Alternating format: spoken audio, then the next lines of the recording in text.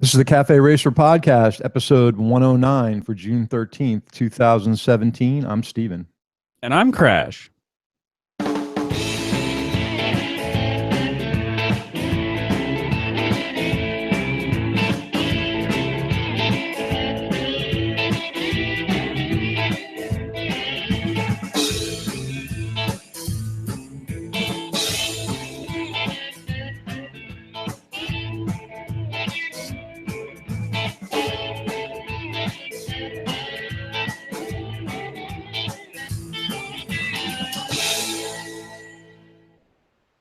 I completely forgot I stared weirdly at the camera the last time, and then you did it. Yeah, but mine didn't look as weird as yours because I look like a clown. And I look kind of like a psycho person. Yeah, exactly. Especially with that little flip of hair you got going right now. You look like I don't know what's up with that. You look like one of the lollipop kids. Yeah, I saw that this morning. Oh, lollipop Gil, the lollipop. It's like this little cowlick you got sticking up, as opposed to my gorgeous hairdo here. Yeah. Helmet head. So yeah, how you doing after that horrific accident you had? It was a nightmare. Oh my goodness. PTSD over this? Do I need to counsel you? Yeah. So tell us what happened. Crash got hit by. So for those of you that support the show and are in our Patreon or our Patreon Slack channel, you already know the story, but I got the bike all back together. I got the Bonneville all, put back together, got all everything installed on it, and rode it to work last week, I guess. And on the way in, I got bumped into by a car. Define bumped into. Yeah, so I was lane splitting, and I was definitely lane splitting according to the guidelines of the California Highway Patrol. I wasn't the speed was below 40 miles an hour. Like, I was going maybe 10 miles over the speed of traffic. Like, I was doing what everybody would consider safe lane splitting. And a car decided to jump over into the lane to my right. Like, I was from my left, decided that it needed to be in the lane to my right without regard for whether or not I was in between it and where it wanted to be. So my shoulder hit their mirror, and my left foot hit their tire and their fender. It just kind of yanked my foot off the peg, and I'm assuming my saddlebag hit their car, but it's a soft saddlebag. I can't tell. But yeah, I literally looked down, kind of assessed that nothing had been damaged, and just kept going. I didn't even stop. Did you make eye contact with these people at all? Just curious. No, I was it was the front of their car that when they got over, the nose of their car came over in front of me. So I would have had to stop and turn around to look at them. I wasn't even in their blind spot. I was out their right window, their passenger window, when they merged over into me. So maybe kind of in their blind spot, but you're supposed to turn your head and check before you change lanes last time I checked. So this is, not to make light of this or anything, but this is one of the things that kind of scares me about lane splitting coming to Florida. Because I get this feeling this was purely an accident, right? This person just didn't. Yeah. I have the feeling, though, that based on the feedback I've gotten from people, including family members, that if lane splitting is legalized here, they're going to purposely try to hurt guys because they're just pissed off about the fact that you can get into traffic farther down the road. And I'm talking about seconds, Mm-hmm. And they don't even look at the fact that if we lane split, we can clear an intersection faster. Especially here, it's a big thing with bridges. You guys just don't have that as much here. No. But any bridge that goes over a waterway, mostly in Florida, especially in South Florida, the intercoastal, is a drawbridge. And they're timed. And then they also, in certain areas, will open based on a boat's asking. There's they can on demand. Yeah. So when I was younger, I used to lane split all the time to get to the front of that line of traffic. When the gate goes up, we're gone. The right. guy hadn't even got his foot to the gas pedal yet. So all it's doing is letting the people behind us get one spot up closer, but they get pissed about it. Like, that's not fair. You have to wait just as much as we do. And I've heard people say, if I see a motorcycle coming up, I'm going to open my door. And I'm like, you know how idiotic that is? Not to mention the fact you're going to destroy your car door. You're probably going to Yeah. get charged with a crime, and you may hurt somebody to the point where you kill them. Yeah. It's just, The other thing, I'm kind of curious. Like, I personally, where the way that my mirrors are on my car, I almost never see a motorcyclist coming up like lane splitting. Like, I will see them maybe in my rearview mirror, but if I don't turn and do a head check before I change lanes, I don't see them until they're past me. Basically, I put those little tiny round mirrors on the corners of my mirrors to get that. And I kind of think that when there's vehicles that have that. Yeah. I almost feel like it's mandatory that they should put that built into your mirror, so you have that really wide view in a small portion, so you can kind of get a flash of somebody moving up to you. But yeah, I agree with you. They're hard to see. Yeah, I wouldn't rely on that, but I doubt people are going to see them as much as they think. I mean, also, there's a lot in California, at least. There's a lot of people lane splitting pretty fast, and like those guys are just like there and gone before you can even like even if you did a head check and then went to change lanes, like, right. I mean, some of those guys are going to run into them anyway. Those people exist here too. They just drink illegally. You and I have traveled up the Florida Turnpike from like my house to Orlando, and you see where parts of that, especially in Palm Beach County, is only 2 lanes. Yep. So when there's an accident or something, you're kind of stuck. And now I've gotten off on the median or the shoulder and lane split up to the front just because I'm sitting in heat. It's 100 degrees with 100% humidity, and you're dying. And you're on, like you got motorcycle gear on, you got an engine, air-cooled bike between your legs. Yeah. So I've actually had people see me coming up and like pull off on the shoulder to block me. Yeah. Not to mention the fact that, there's been plenty of times when I've got to the front and I'm a licensed paramedic, I'll stop, get off my bike and start at least calling 911, rendering aid. That's happened a couple times, but that's not really the intention why I'm doing it. I'm doing it to get past that sitting traffic. And then if I see that there's a roadblock, I'll pull in and it's not affecting anyone, but people get so bent out of shape about it. And I'm not going 100, I'm going 10 miles an hour up the shoulder.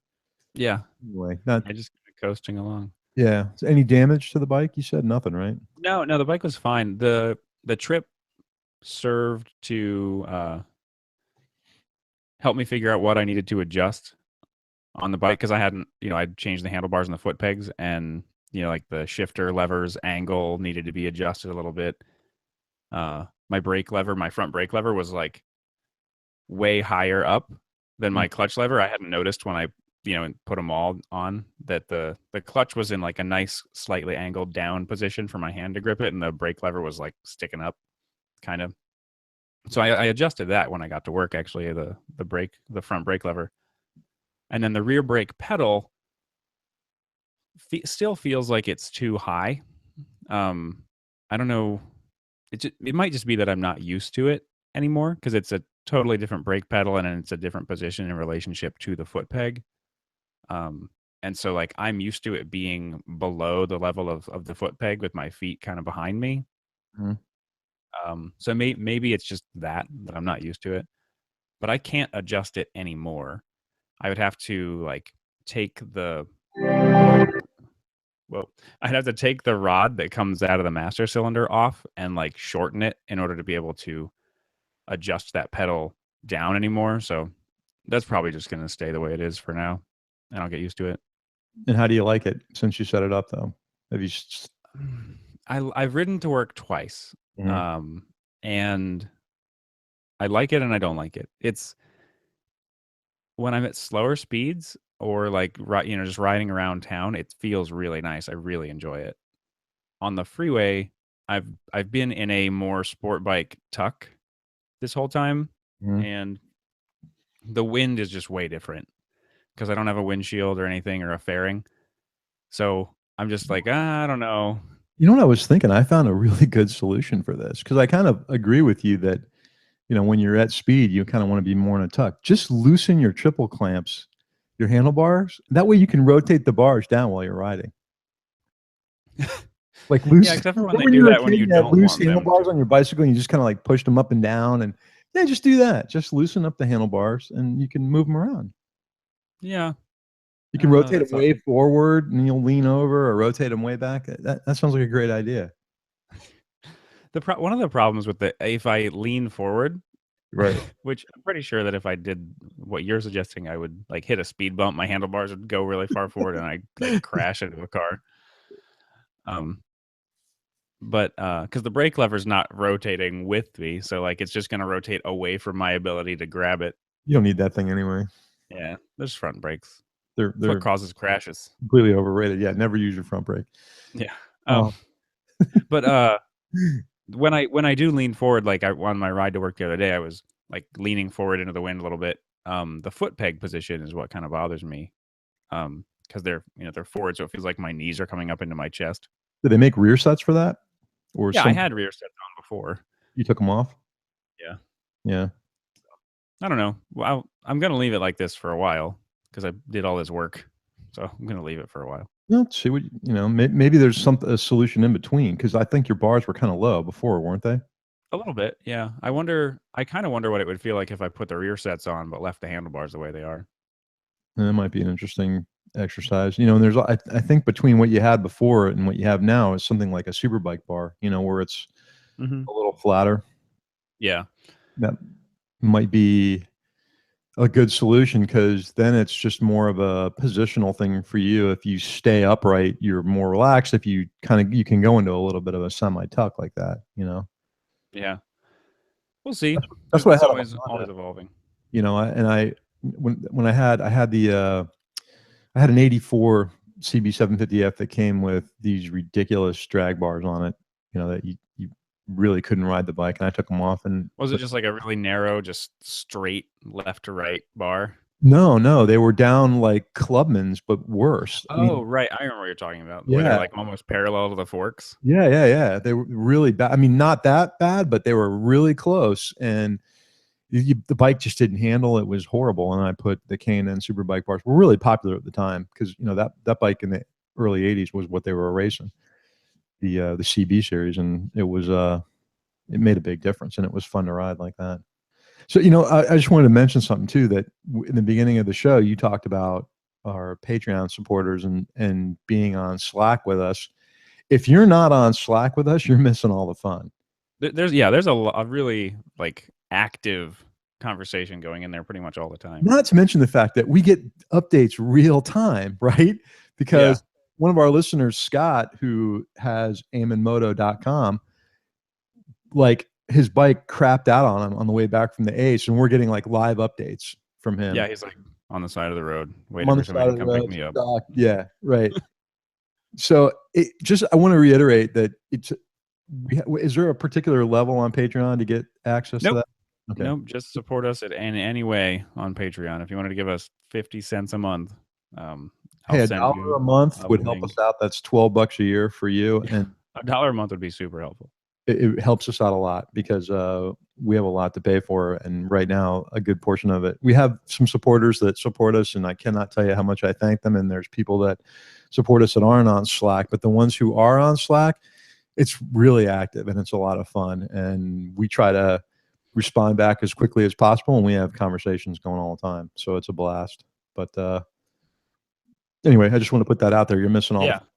And if you are a supporter on Patreon and for some reason you're like, hey, what is the Slack thing? I don't think I ever got an email, or you couldn't figure it out or whatever, just shoot me an email. I'll help you work. Well, I'll make sure you get the right links and help you work through it if you need any help. So we got some email. Yeah, we did get some email.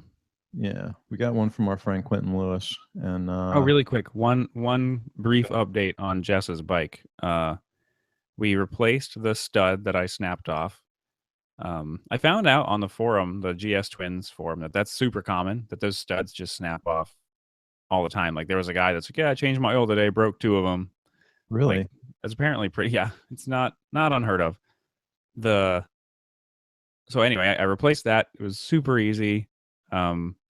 Put the oil filter cover back on, and I don't think it leaks. I rode the bike around town here a little bit the other day and didn't have any oil drips. I've got a little white paper towel sitting under the bike in the garage so that I can kind of see if any new leaks or any new drips happen, and I haven't seen anything. The O-ring on that cover, right?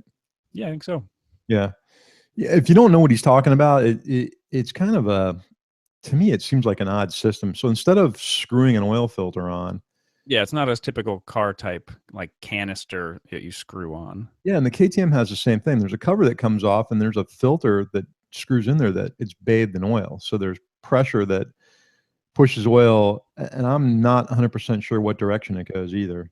Do you know if it's going from the center out or from the outside in? I have no clue. I would think it would be from the center out. That's what Because I would think. that's where the pressure seems like it would be. It would be too hard to have that much pressure on the outside to force it through. So it's probably got oil pumping through the center of the filter, then coming out the outside, and that's where it's being distributed into the engine case. Hmm. Um, to me, it's like kind of I mean, an O-ring's an O-ring, so there's an O-ring on the back of a regular canister oil filter anyway. Now there's an O-ring on this cover, plus there's an O-ring on the screw-in filter. Now that filter that you pull out of there, is that a metal filter or a paper filter? It's a paper filter, and mine doesn't even screw in. Like it's got a little rubber gasket on the center of it, and it like friction like holds it on for just a second, and then there's a spring on the door, the cover door. There's a Mhm. spring on that that maintains pressure and holds that filter in place. And I'm not, the truth is I've never done the one on the KTM myself yet because the bike's been under warranty. I've just taken it in. Yeah. Now, I wanted them to do the oil filter changes, but I've seen some replacement filters that are washable, like a Scott filter for the KTM. And I've heard of some guys that when they pulled that cartridge filter out, it was like destroyed. It was Huh. collapsed. So Yours are pretty expensive, huh? yeah, and there's two of them. Yeah, I think mine's like $5. I think it's like $75 to buy them Oh from. man. That's why I'm saying there's replacement ones out there that I think they're washable. After the bike's out of warranty, which is probably pretty soon, I'm gonna probably replace them with something I can, clean, do myself. Yeah. The Suzuki genuine parts, one is like $5. So Does I anything else haven't Suzuki makes still use that? I don't know. There's a website that's really handy for that though. There's a company that I've been using a lot for at least part number research called Two Wheel Parts. I think Mhm. it's twowheelparts.com. If you look up they have like the parts breakdown, like the microfiche or whatever, image of the exploded parts diagram, and for all the like pretty much every bike you could think of. And if you click a part, it'll tell you the part number, and then it'll also tell you every other parts fiche that uh, part number is on. Oh, that's handy. Yeah, Yeah. it's super handy. There was a random. It was when I was doing the. It was either the filter or the. I have a new um, oil pan plug screw, for her bike, and it has. I think it was when I was doing that. It it was weird. I clicked on it and it gave me a part number, and then it said superseded by, and then gave me a new part number. So apparently, the one that's listed on the GS500's parts diagram has been replaced with a newer part number, and I wouldn't have any. I would have had no idea if I hadn't. I mean, it doesn't matter. It's not like it really matters. It's just I think it was the crush gasket that they used Mhm. was superseded by another one. I'm there's also the similar site for KTM now that I'm thinking about it, and there's also an app too. But I think the Hmm. app is primarily for dirt bikes. I had it on my phone and it wasn't kind of up to date, and I got rid of it. But I got to look into that again. I There's a got couple bolts just I need to replace. yesterday. What's that? There's a couple bolts that I need to replace that started to rust for some reason Oh, on the luggage carrier on the back. It just kind of bothers me. That I yeah. look like they might have been galvanized almost. Had Hmm. that kind of look to it. Yeah. But I'm gonna take them out. If I can't clean them up, I'm gonna replace them. Yeah. There's a dealership here. So Jess and I, every time we've noticed, every time we take the Suzuki off the center stand, it made this just god awful clanging noise. The center stand going back up, and um, I was like, why? I was like, there's got to be like a rubber stop that's supposed to be somewhere, or whatever. And so I was looking around the bike trying to see where the little center stand contacts the bike, and there's a little bracket that's built into the exhaust can. That's where the center stand's little foot touches to stop it from swinging. Right. And there's a hole clearly there for you to stick a little rubber plug into so that you have a little cushion. Mm-hmm. I was like, oh, well, there's your problem. That's why it makes this stupid noise, because it's slamming full force metal on metal into the exhaust can every time I take it off the center stand. Right. And then probably every Um, time you take a bump, it probably hitting too, isn't it? Maybe. I haven't really noticed that. Yeah. We had we noticed that there was some noise coming from the front end, like when you go over a speed bump or something. And that was just because not all the fender bolts were installed. Like the fender was bolted on by basically one screw. Was it always like that, or they backed out? I mean, It's always been like that. We just like that. hadn't fixed it yet. So I got all those and replaced those. So now the fender's not making noise. But yeah, so I ordered the little cushion, and I'll probably put that in today or tomorrow. How much was that? Like $45? It was $5. And it was one of those things where I went on, a website to look for it, and it was going to be like $4 and change plus $7 shipping. I was like, no, I'm not doing that. So I called a dealership here not too far from me, and they're like, yeah, we can get that in pretty quick. And then it was one of those situations where they took the payment information before you ordered it. Like, some dealerships or some places I've ordered stuff from don't make you pay for it till you pick it up, but they make you pay for it beforehand. And they're like, yeah, if it's the wrong thing, we'll just give you your money back. But we don't want to like order a bunch of stuff and then you I never can come tell you pick the it truth, up. I've never been to a dealership that didn't make me pay for it up front. Yeah. It, if that's the case, to me, if they don't have it, I'm just going to order it online. It saves me a trip. Yeah. Well, in this case, I didn't want to spend $7 in shipping for a $5 part. Right. So I paid for it in advance and then completely forgot I had paid for it. So I walk into the dealership, and because they called me like, hey, it's here, come pick it up. I went, picked it up, and they're like, all right, man, you're good to go. I was like, what? Like, they just handed me this thing. I'm like, all right, man, do you need anything else? No. Like, all right, well, see you later. I was like standing there confused for a second. I was like, oh, wait, I already paid for this, didn't I? Yeah. Like, yeah. Like, oh, I'm not used to this. Sorry. And the funny thing is, there's a couple dealerships I go to where you go through that exercise of paying for it before they order it, and then they call you. And when you pick up that $2 part that you ordered, they print out $5 worth of paperwork. They give you this long printed receipt out of this track printer, and they staple this thing to it. It's like, yeah, okay, Yeah. wad it up and throw it in the trash. O'Reilly Auto Parts still gives receipts out that are printed on this like white and yellow carbon copy dot matrix printer. I'm like, what the hell are you guys doing? Right. There's a Napa here that does the exact same thing. Yeah. It's almost like you're a commercial company coming in and they give you this long printed thing for a WD-40. The when I got the bolts to put my foot peg brackets on, when Jess went, when I went on this giant hardware quest, multi-level quest that I went on for the bolts to put my freaking foot pegs back on. Mm-hmm.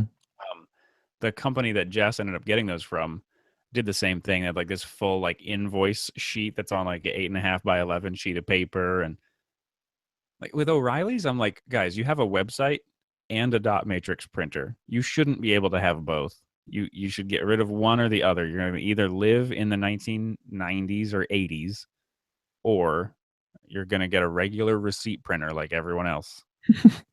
What I really like is when I go to a place and they've got like a system where you can either use your phone, like Apple Pay. Yeah. Or they have something where they turn the little iPad around and you swipe your card, sign it with your finger, and it emails your receipt. And I don't have to walk out with any paper. I like those. Yeah. I use Apple Pay every chance I get. So do I. And the truth of the matter is, it's probably the most secure way to pay. Yeah, because it's not even transmitting your card number. No, there's nothing. It's just an individual one-time secure transaction, and that's it.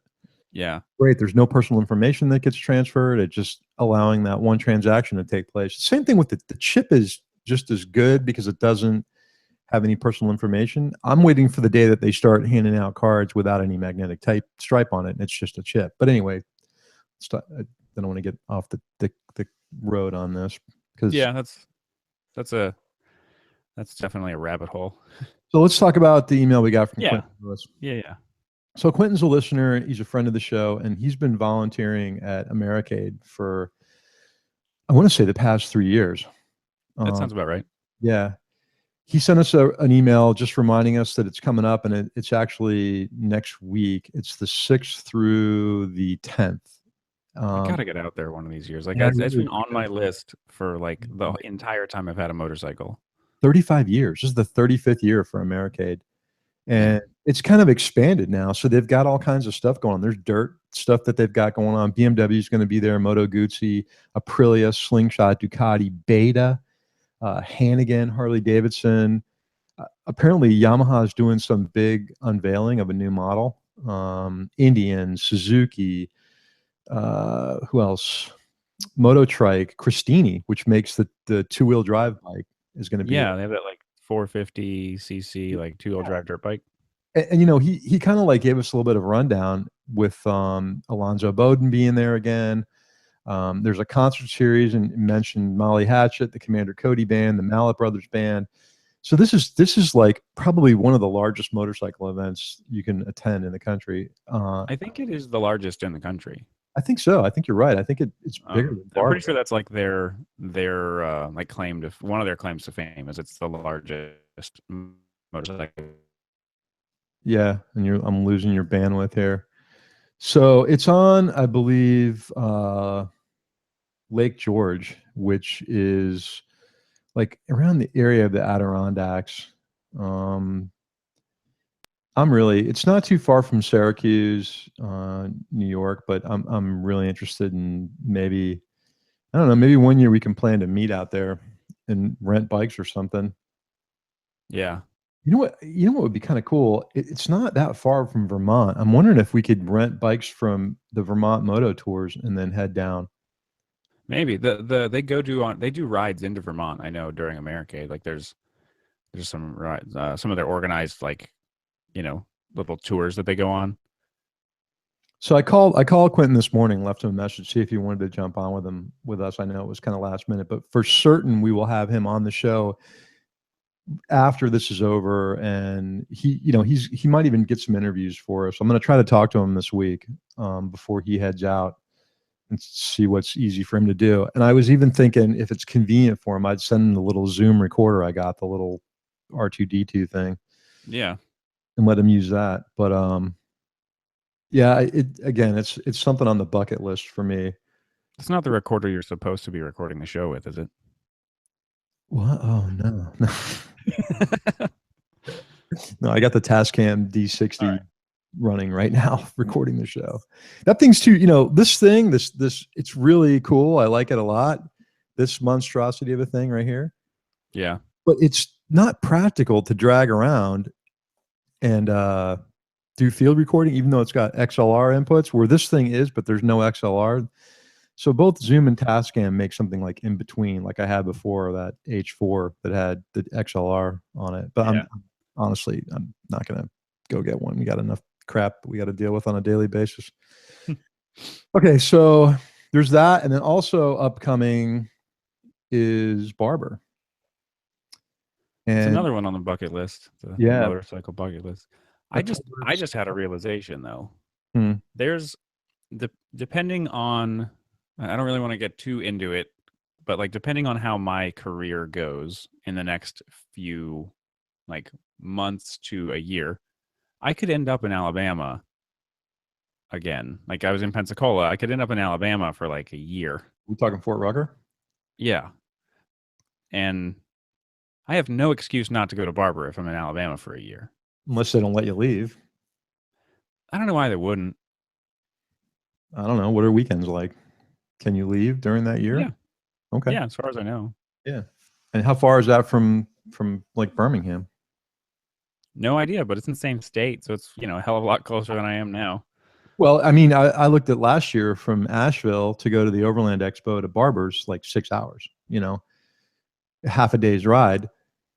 Um, I'm really seriously considering trying to do both this year, depending on how my situation, I'm selling my house to downsize a little bit. We have this huge house. If the house sells and everything's done, I may do both. Like I'm going to ride up to Overland Expo, which the dates for that, if you want to go, and we're talking Overland Expo East, is September 29th through October 1st. The next weekend is Barber, which is the 6th, 7th, and 8th of October.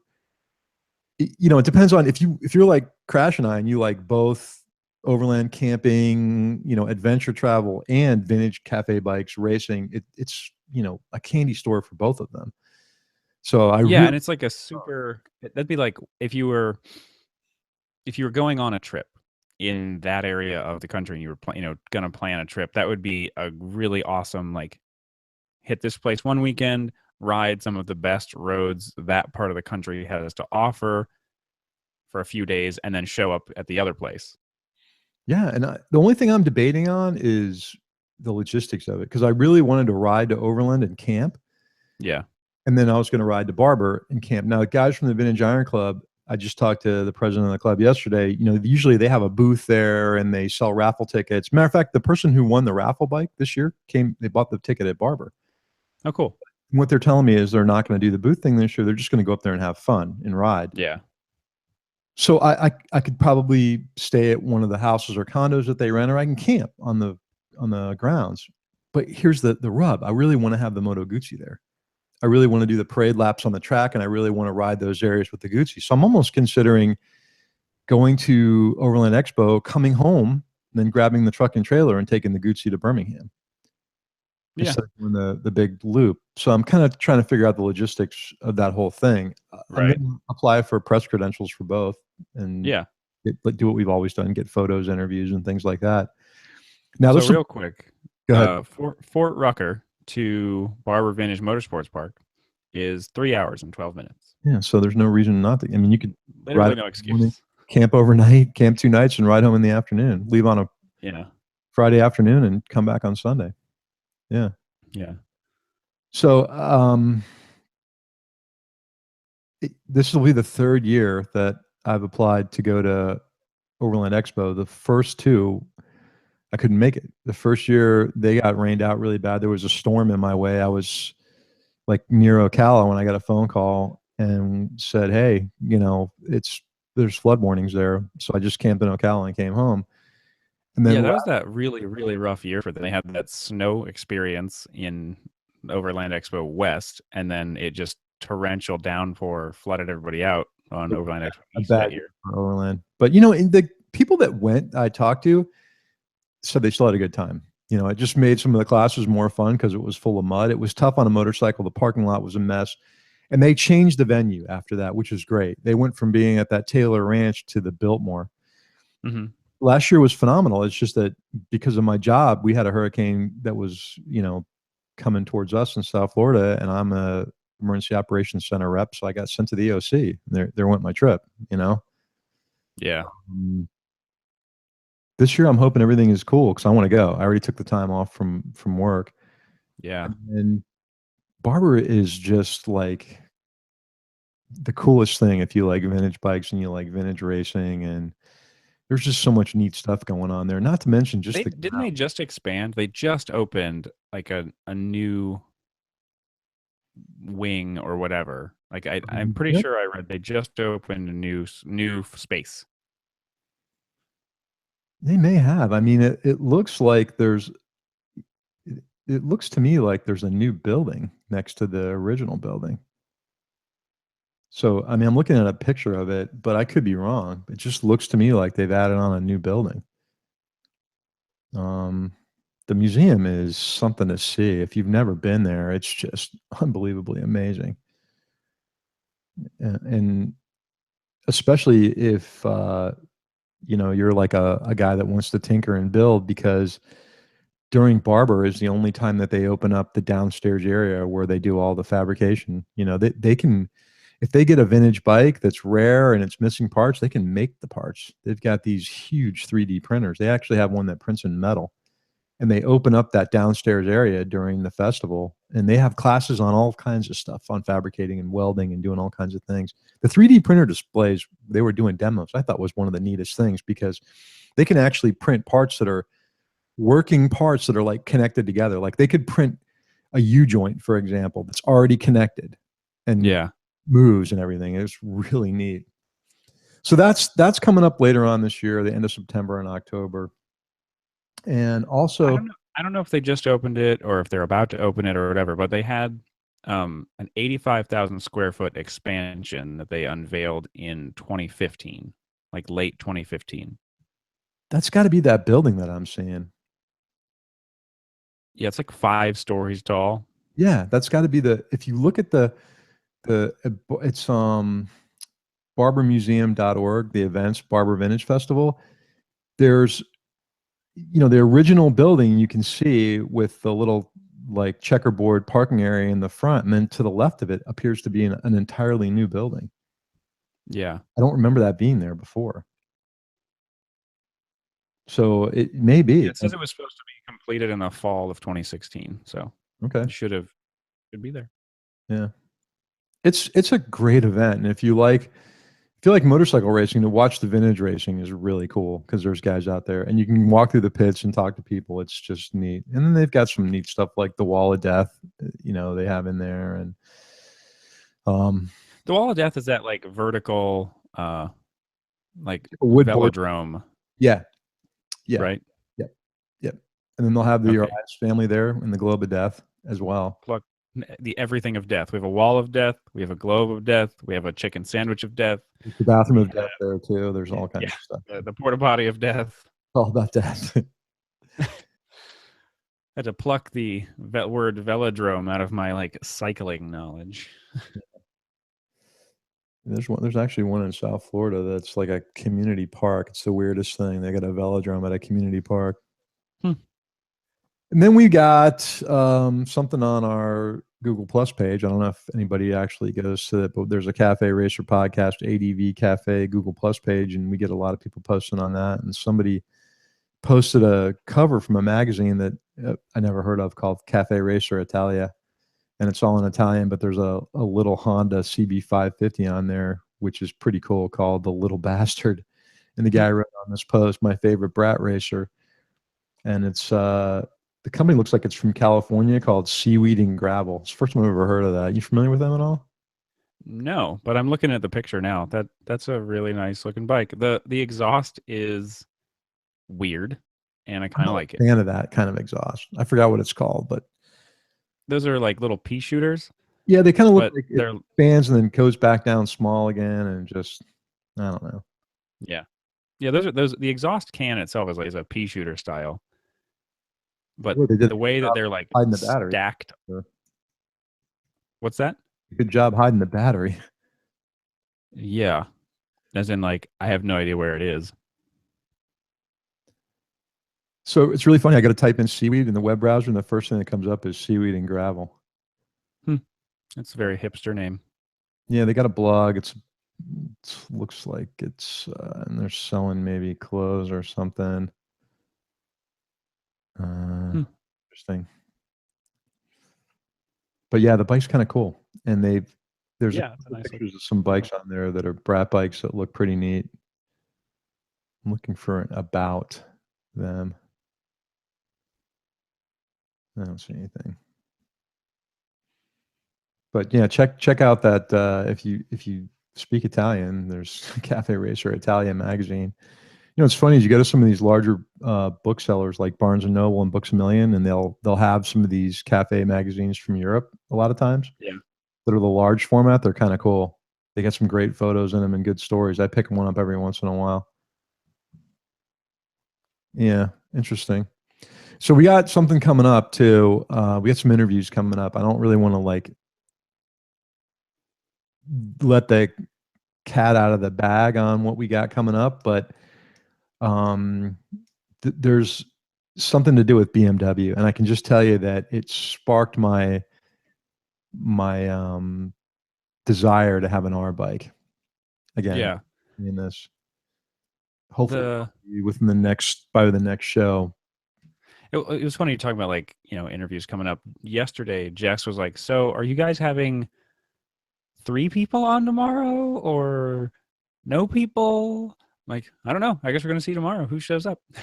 So, yeah, we're working on scheduling like with like 3 or 4 different people right now, all kind of shifting schedules around. One of them is in South Africa, so Yeah, it's kind of tough. that's a very different time We may just end time up doing change. interviews and recorded interviews because it's hard to go live with people from halfway around the world and Yeah, match my schedule, your schedule, and their schedule. So we may just end up doing this.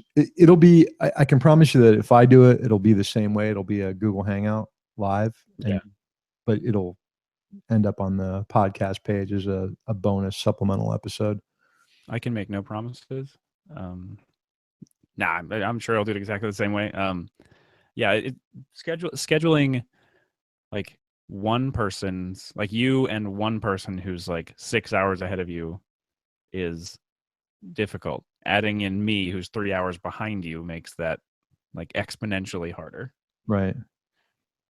Right. We, that today, this morning, we're recording. We started at 8 a.m. Pacific time, and that puts me at 11, and it puts the guy in South Africa at like 5. Right? Yeah. Yeah. So So it's hard to find that happy medium, and we do a lot of recording on the weekend, which is tough for people that from businesses that want to talk to us. But we'll make it work. We got a bunch of cool interviews coming up. Let's see. I wanted to show you that I'm wearing my Evolution of Danger T-shirt here. Oh yeah. You guys can't see it. It's kind of cool. It's got like pre-man staining. Yeah, Up. sort of like the kind of images that everybody has seen of like an ape like crawling around on his knee, like going hands and knees or your feet and hands, I guess, and then further like taller and taller, and then a dude crouched down on a sport bike or a cafe racer. That's the farthest evolution of man is riding a motorcycle. So if you're not riding a motorcycle, you haven't evolved to all you can be yet. Is basically what Free the your dawn. mind, Right. evolve, reach the next level. There's just to plug our buddy Sean Wallace, the artist that does these things. It's Cafe Danger is the name of the company that does these shirts, and it's cafe-danger.com. And this is just a cool shirt, but they do a blueprint series that I absolutely love, which has got I've got one right there. If you look where I'm pointing in my camera, right there. That's very neat.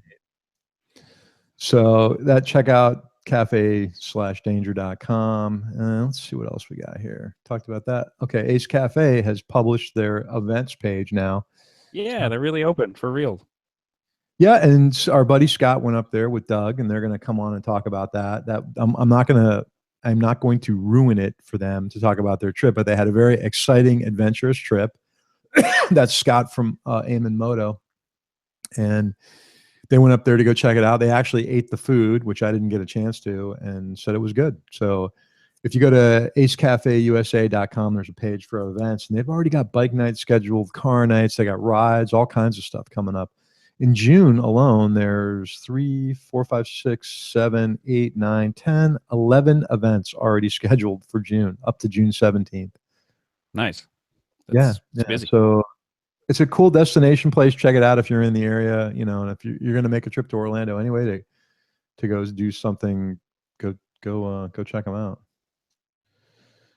What else? I'm going to go for a ride, hopefully today, if it doesn't pour and rain, to go check out the new KTM dealership here that we've got that went from being a little warehouse to 25,000 square feet. And might shoot a little bit. That's a big change. Yeah. Just give you I'm going to go to a kid's birthday party. That's a lot of fun. Where are you going? Chuck E. Cheese? Place that smells like feet? No, just the kid's parents' house. So listen, I can't believe you actually bought and ate one of those Cheeto mac and cheese things. Oh, I haven't eaten one. You we posted just saw on them. The Instagram page that you ate one. No, not that I know of. Really? You should check the Instagram page, because it shows you ate one. That's weird. Yeah. What you were thinking. And everything. I didn't post that. What?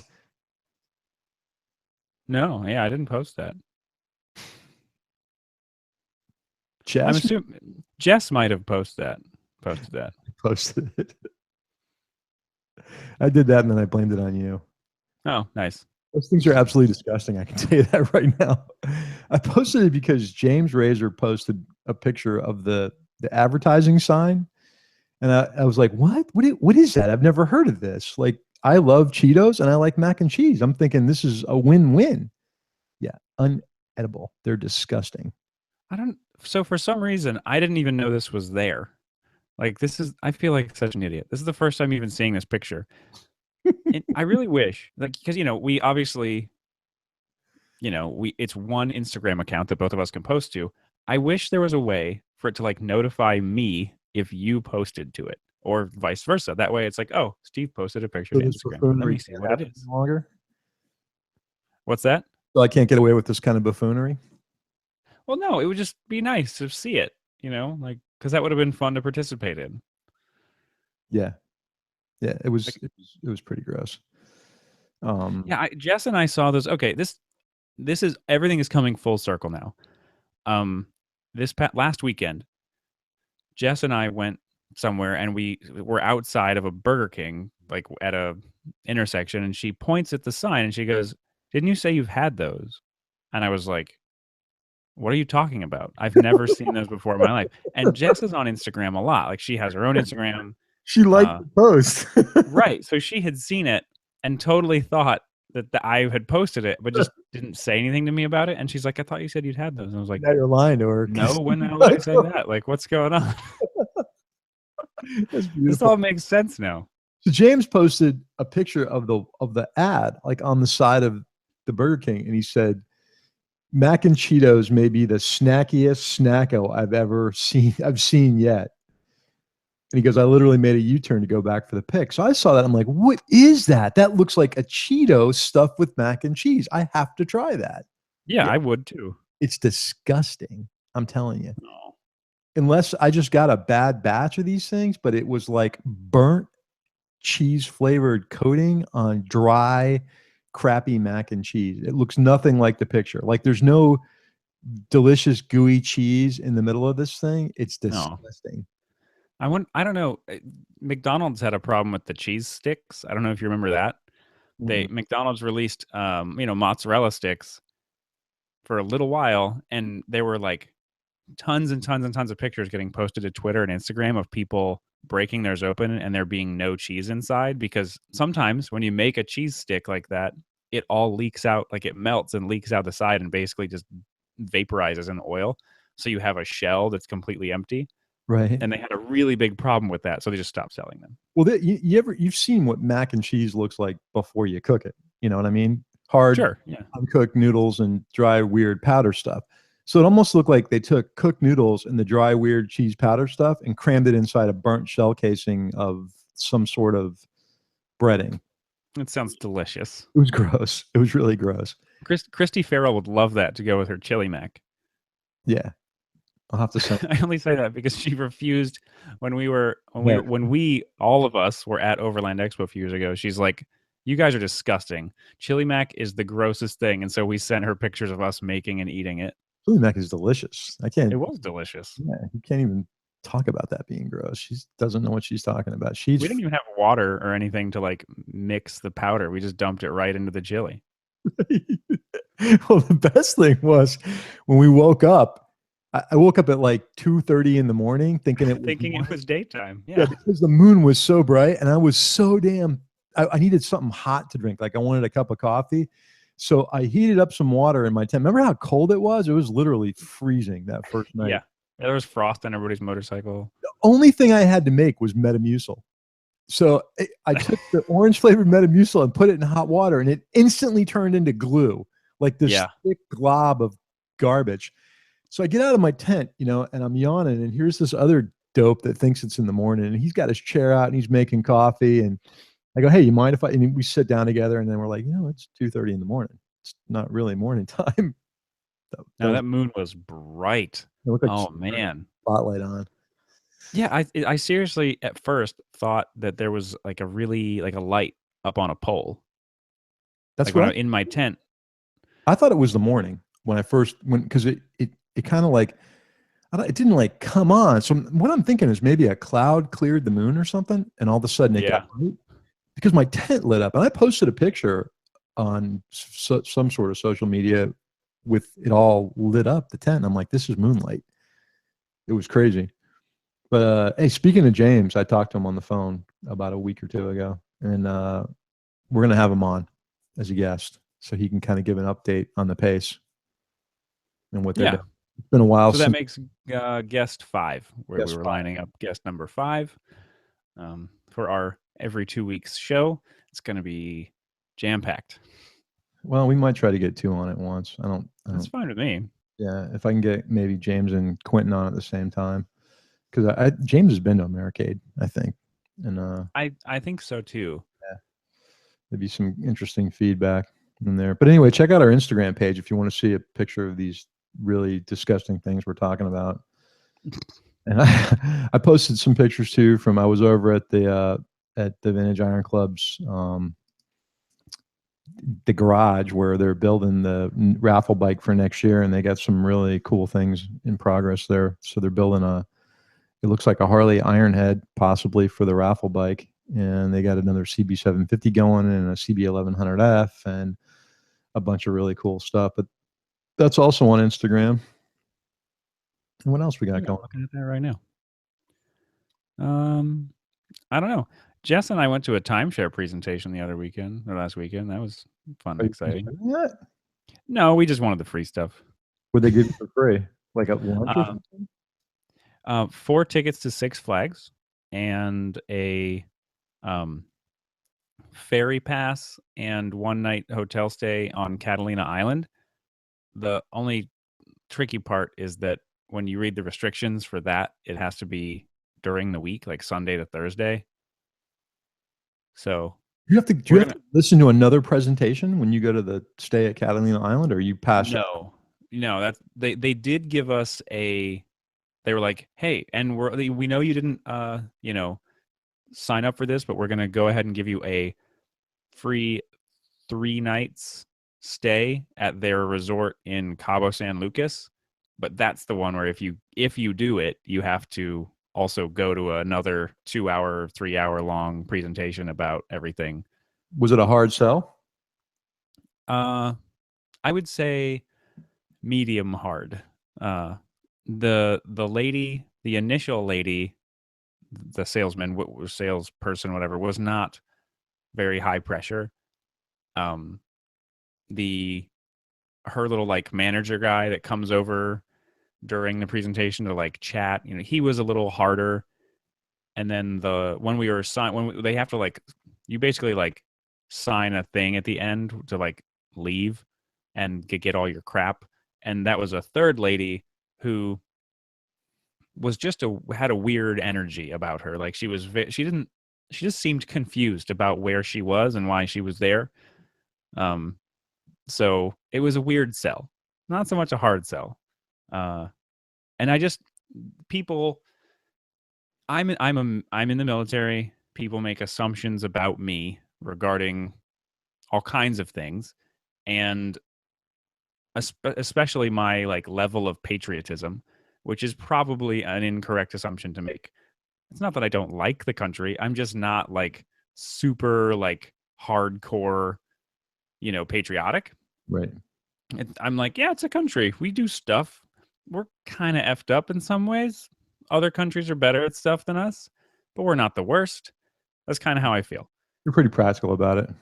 But the second guy was very much like, "Oh, you're in the military. You're my hero. I'm so excited." I'm like, "Oh God, Right. it's just a job, man." Like, Yeah. and not to mention, because like I don't do anything particularly dangerous. I'm not like an Dude, if you're around a infantryman or helicopter, that's dangerous. I mean, yeah, I guess you're right. I mean, it's a dangerous field of work that like there are plenty of civilians that do it. Um, and I get that like I have slightly different challenges because I'm in the military, but at the same time, it's like I'm just a dude Well, let that me tell you works on a something. Your helicopter. entire life will be different if your career track changes to where you want it to go. Oh, absolutely. Right. Absolutely. But it You'll was be just modifying that statement quickly. yes.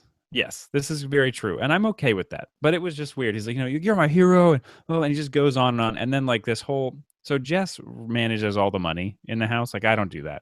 I used to do that, but she really likes to do it, and I don't. Um, And you'll spend it all otherwise. I do.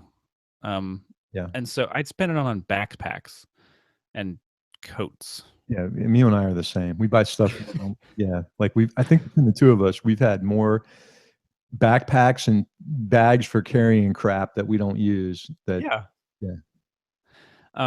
I saw a guy sidebar. I saw a guy with an Aerostitch messenger bag on his back the other day riding down the road, and I don't know if I still have it, but I had one, and I thought, oh man, that's that Aerostitch messenger bag. I should get another one of those. Yeah. No reason whatsoever. You're gonna love this.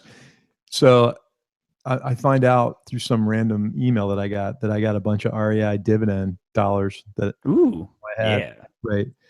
So if you don't know, REI is a co-op, and you join one time, $20, and you get dividend dollars whenever you spend money, and you can. And I'm like, I want a chrome messenger bag. I've wanted one for a really long time. Yeah. Yeah. So I had enough in dividend dollars to basically get one for free. And Ooh, that's good. yeah, so I got another bag that I don't need. I don't think I have any REI dividend dollars this year because maybe like 2. Well, I bought a lot of stuff for the trip for the Yeah, that makes sense. trip, and I just never thought about the fact that I had those dollars that were stacking up. And the one thing that's cool about the REI dividend dollars, you can actually get a check. I could have just sent me a check, but figured found money, Right. I want to. Yeah. Chrome. I've been using it a lot at work because the thing that's nice about a messenger bag is you can stuff whatever you want in there. So I put my lunch in there, a jacket, a raincoat, all kinds of crap, and it just kind of carries really nice. It's nice on the bike, and I noticed that they have a moto version now too, which I'm not 100% sure. I don't think it's waterproof. I just think it's kind of a heavier denier for motorcycles. But that's convenient to just throw over your shoulder if you're going to ride around town and you need to take, some stuff with you. And there's a couple companies that make inserts for that for cameras, which is really what I like, a padded insert. Oh, yeah. Speaking of cameras and carrying them around, did you see the new product that Moscow Moto came out with? Nope. So they came out with a tank bag that is. Wait, the Nomad? Yeah. What'd you think of that? Yes. I'm looking it up again so that I can refresh my memory. So it's kind of a it's like a backpack tank bag. And yeah. I like this thing a lot. Yeah. It's really neat. Because it does look like a little backpack that goes on your tank. And I don't know of anyone other than there have been a few companies that have made tank bags that had some pull-out backpack straps, but they really weren't designed as a backpack. Where this has a section for hydration bladder that you can use while you're riding or having it as a backpack. The way that it's set up makes it really conducive to having a camera inside of it. Mm-hmm. So it's been something that I've always, I'm usually carry a camera on a trip, and it'd be easy to pull out like this. It's not inherently waterproof, so it's got a cover, but it's got a map case on the outside. It just looks like a really functional tank bag, like one of the first ones I've ever seen that seemed to really work as both a tank bag and a backpack. And I'm gonna try to check this thing out. Yeah, the straps look like actual backpack straps. Most of the other tank bags that I have seen, it's like a rectangular bag, and the straps are on like the top 2 corners, and not like contoured as like. And then the bottom straps are on the bottom 2 corners. This one actually has like it looks like slightly ergonomically designed, at least as a backpack. Yeah, and they went and continued to put the MOLLE webbing on the outside, so it allows you to put, if you've got like a little camera case that's got MOLLE on it, you can use their little sticks and put the MOLLE on there. And what I really like, about it, and depending on where you live and what part of the country. So the pocket that houses the hydration bladder is on the bottom of the backpack. It's zippered, so when the tank bag is on the tank, it's facing you. And No, they there's your little concealed carry pouch right there. exactly what they said, and for me, I always have something with me, and that's a nice little place to keep it where it's not on your person or not buried in the bottom of a bag someplace else. It's very handy. So I like this a lot. It's a cool product, but it's called the Nomad Tank Bag, and you can go to moscowmoto.com and just look under their moto luggage, and it shows up in there. I don't know if they're actually out yet. I think that they were talking about being available later on this year, but maybe they are, because it says add to cart. Have you another random new product, now that we're on the new products train? I got an email from Climb about their new K51 jeans. I saw them when they were at the factory. They're really nice. Yeah, they look really cool. I wanna reach out to them and try it. See if I can try a pair. I'm sure that they have my size, and you should probably. There's a lot of stuff that you probably are better testing than me. We've been talking to a couple helmet manufacturers too, so hopefully we'll have some new helmets we've never looked at before. Yeah, this is something that came off of Slack. Somebody sent us something on Slack. Hey, did you see this? And I hadn't seen it, and I reached out to the company, and I got to send them a letter. Hopefully they'll send us one to test out. And there's another company we've been interested in. I don't want to talk about it yet for a long time, that may be sending us a couple of helmets to try as well. Everything we've tested is up to date, especially like the Next products have been great, and I'm a huge fan of them. And it fits in a price point too. So what's really nice about that market is if you can only afford to spend, like, let's say up to $250, there's a product out there for you that's decent, that we've probably looked at. So the comm systems that we've looked at, here's an interesting thing that I found out recently. So how Schuberth always had that built-in comm system that they have? Yeah. That was made by Cardo, Scala. Okay. Well, their new helmets that are coming out now, the built-in comm system is a Sena product. Oh. So I'm wondering how it'll integrate with existing Sena products. So that's kind of interesting. I'm gonna probably pretty well. My guess is it's probably like a 10S built in. Right, like the Climb has, which is is that a 10U or a 10S in a Climb helmet? I don't know. It's all the 10s share the same features in terms of like the Bluetooth side. Like they do the same things. They just have different buttons and stuff. So Right. I see quite a few people here in San Diego with Sena Bluetooth modules. Like I've seen quite a few people with a 20S on the side of their helmet just riding around. And now, Sena has that other feature now, the Ride Connected feature, that we should start trying that out with some of the guys on Slack. Yeah. How that works, because that feature uses, like, I could actually talk to somebody like a cell phone conversation. I'm not. Yeah, it's a Wi-Fi, or not Wi-Fi, a data only call. So it's using your cell phone's data network, as opposed to your cell phone's voice connection. So it doesn't make a phone call. It makes like a FaceTime audio call or a Skype call or whatever. If you're paying for data, though, that's going to be tough. If you have unlimited data, it's not a big deal, right? Yeah, I wonder how much data it uses. Because I was always under the impression that a call like that was a lot of data, but I could be wrong. I have no idea. Send us an email. Tell us that we're idiots. But okay, that's it, man. That's all I got. How about you? That's all I got. So, all right. So check us out. Get out there and ride. Yeah, check us out on all the usual spots. Instagram, sharing the fun with Crash eating Cheeto mac and cheese things, and unbeknownst to him, eating Cheeto mac and cheese things. I didn't even know he ate those. We're on Facebook, we're on Instagram, we're on Google Plus, we're on Twitter. We try to put everything out at the same spot. Check us out on Patreon. Google Crash on Patreon, and it says Crash is making podcasts. And like I said, $1 a month, $12 a year goes a long way to help us out. And if you like the show, consider being a Patreon. You get something for it, which is the Slack access, which is a lot of fun because we've got a lot of listeners on there and they're posting stuff real time. And we love to hear what you're doing and check out your rides and everything else.